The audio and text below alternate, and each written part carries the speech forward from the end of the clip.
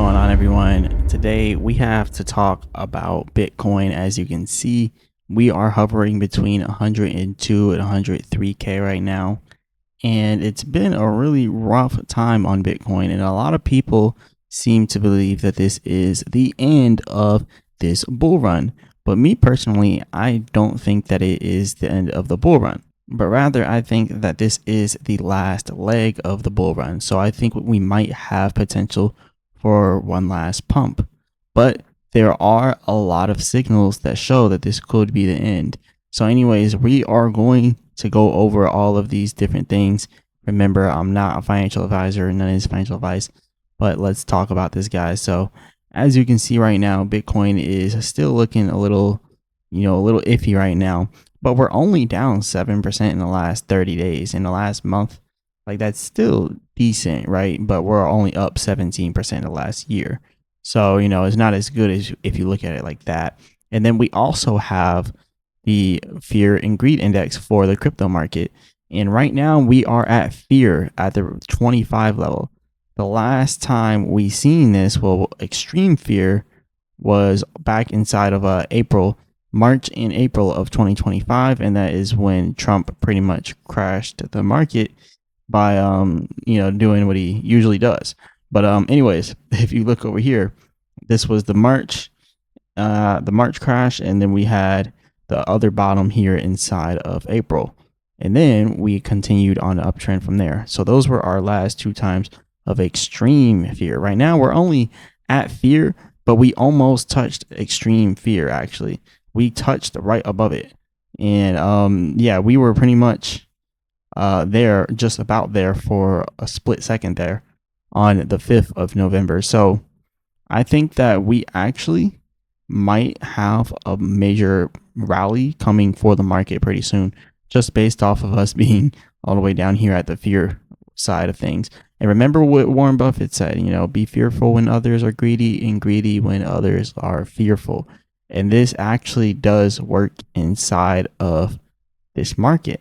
So it's pretty interesting. But the last time we had extreme fear was the 15th. The 11th of March of this year. And then last time we had extreme greed was 2024, November 21st. So if you come back here and look at November 21st of 2024, that's actually kind of crazy, but we were actually pretty high around that level, or around that time. So that kind of just shows you that, even though things weren't completely, overbought, it was still extreme greed. People were still being extremely greedy. So you can see it was pumping a lot towards that time as well.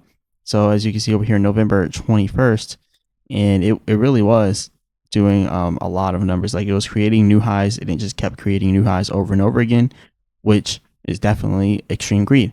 Doesn't necessarily have to be at the peak, but as it's coming to the peak, that's when it hit extreme greed. And now if you look at where we're at, we pretty much hit extreme fear already, but now we're just at fear. So could we really be at a top when we're all the way at the top? But it says fear. People are fearful while we are at the top, or close to the top. That means that we're not really at our top, and we have more pressure upwards to go. So I think that we could have another major pump just based off of that. Like, people are so fearful, but we have bullish signals, just like that fear greed index. That's one bullish signal, right? And then let's go over other people's analysis first, right? This person is showing this trend line here, which is an actual trend line, right? This is the trend line for Bitcoin. And as you can see here, it is definitely lining up like that right now. Then if you come over here and look at someone else's, you can see this right here is what we call a bullish expanding triangle. So as you can see here, over here, this is the bullish expanding triangle. And I could go ahead and draw it out on mine, but I don't really feel like it. But I'm going to go ahead and do it anyway for you guys. So sometimes I'll be lazy. But anyways, this is the start of that bullish expanding triangle here. And then you can see, if we come over here to the top of these candlesticks, Boom, this is a bullish expanding triangle, right? And then the reason why Bitcoin broke down was because it was trading within a bearish expanding triangle. And that is this right here. This is the bearish expanding triangle. I've been tracking this for a while too. So if you see that, the bearish expanding triangle is why we broke down. And as we broke down though, we went into a bullish pattern as soon as we started breaking down. And that is this falling wedge. Falling wedge is also a bullish pattern. Now these patterns aren't 100%. They're usually like 70%. I know the symmetrical triangle is the lowest win rate one, which is only a 54% win rate on a symmetrical triangle. A falling wedge is like 72 or 77%. Same with the ascending triangle. I think the ascending triangle is like at 82% or something like that. But anyways, that matters because the bullish expanding triangle is actually a pretty high win rate amongst the trading world, right? And the symmetrical triangle is one of the lowest. And then we have the falling wedge with the ascending triangle, being pretty good as well. But if this indeed is a bullish expanding triangle, and as you can see, we already drew it out on here because again, you just come right up here to the top of these candlesticks and then right down here, bullish expanding triangle.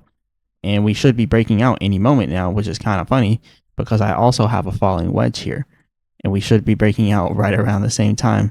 So this should break out to the upside of this falling wedge.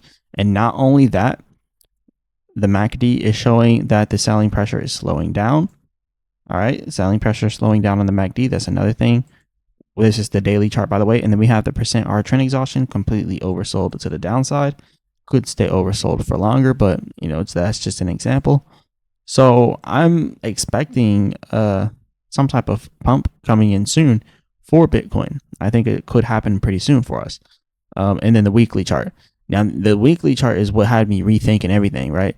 Because I was looking at it, I'm like, oh my god, we got to pull back a little bit more. We got to finish this pattern out. Like this pattern has been monumental in my Bitcoin technical analysis. But yeah, I think over the next week or two, we are going to end up seeing this bottom out and then coming right back up. Same with the long-term trend, which is the blue line up here. That's going to go all the way back up like that. So look, the white line is the short-term trend. The blue line is the long-term trend. Notice the long-term trend is going down slowly and it's not just dipping and crashing. It's because it's still bullish and it's probably going to stop around here and then start going up. Same with the short-term trend. It's coming down here. It's probably going to stop, go all the way up because look, if it goes down all the way, all of this is bearish territory. Like this, it drops below this and it really starts to crash. And we have not done that. We just traded within the same range here on the weekly chart. And if you come over here, you can also see on the weekly chart, the selling volume, that is a lot of selling, but it could reverse. There could be a reversal coming up. No sign of a lot of buying right now, but we got to wait till the 17th because this is the weekly chart. So it only tracks per week. So the new week just started. So we don't know because this new week's just started. All right. So we got to wait for this new week to go all the way through. But anyways, going to the monthly chart now, this one's also interesting. So on the monthly chart, on the percent R trend exhaustion, we're just overbought, right? Completely overbought. We've been overbought since March of 2024, and we've been trading at this overbought level since then. We haven't pulled back at all, but now we are pulling back again because we did kind of pull back when Trump did his thing on March 2024 and April 2024, or March 2025, April 2025. We pulled back for that time, and then now another government shutdown and a bunch of stuff because of Trump and stuff, and then you see another pullback. It just kind of happens like this. He has the power to change the market. So one thing you can't say about Trump is that he doesn't have that star power, because no president in all of the presidencies had this much control over financial assets just by talking. But anyways, this is crazy though.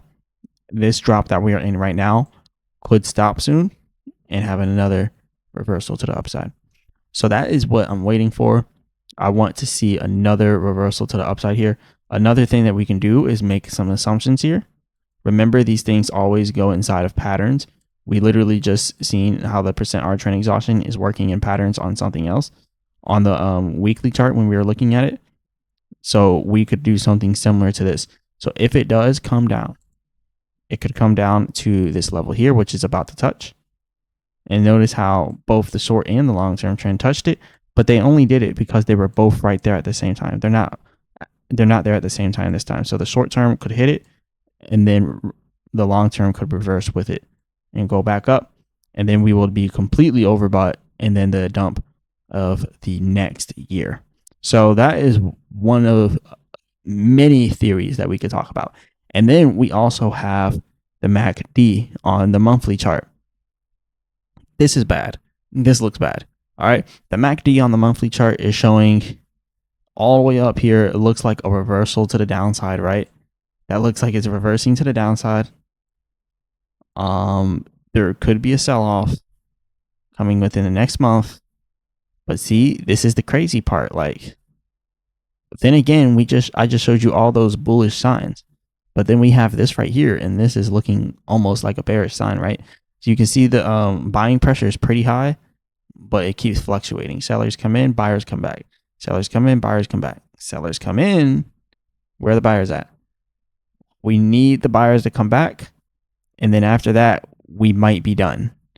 All right. And like I said, it comes inside of what? Patterns. This is a pattern. That's exactly probably how it's going to end up happening. You know, some type of slow slope downwards. And then inside of 2026, I feel like this is going to be the last slope here. So like you see something like this, right? The MACD is sloping here. And then you're waiting for the buyers to come back in. And then boom, going into next year, completely finished. So that's kind of how I'm thinking. I think we should have one more pump. We should go up to 150K for this cycle. And I think that's going to be the peak pretty much. So let's go over to the weekly chart so I can show you guys that. So if 150K is indeed the peak, I think it'll might even hit 157K because technically that is where the Fibonacci is. And if we're gonna do technically, right, we got to be all the way at the top of this, right up there, all the way at the top of it. So 158K, that's another, 158K, give or take. We should be hitting that 158K level. Let's see where this takes us. Let's see if we can actually do it. And it also just so happens to be right at the top of the bearish expanding triangle. And it also happens to be right around the time that I said that we would probably top out in this market, around February of next year, the end of February next year, going into March, should be the top. So I don't know if it'll happen like this. Obviously, I'm not a financial advisor. None of this is financial advice. Anything could happen at this point. But everything is kind of leading me to seeing another rally as our last rally for this cycle. And if it does happen like that, then hopefully it happens soon, because I know a lot of people are losing faith. And this is exactly how they shake people out of the market. And I also know they've been talking a lot about how the Bitcoin holders, the whales that have been here since the OG times, are now starting to sell. And those Bitcoin wallets that haven't been touched in forever are selling all of their positions. That's what everyone's talking about, which it is kind of true. They are selling right now. So we just got to roll the dice on this one, because at this point, there's really no way of telling what exactly is going to happen. But yeah, this is pretty much all I got for you guys today. I just kind of wanted to bring this video because, I think it's good to update you guys on Bitcoin as well as all these other cryptos. So helps out a lot. This is pretty much all I got for you guys today, though. Hit the like button and subscribe. Remember, I'm not a financial advisor, none is financial advice. As always, I'll be back with another video.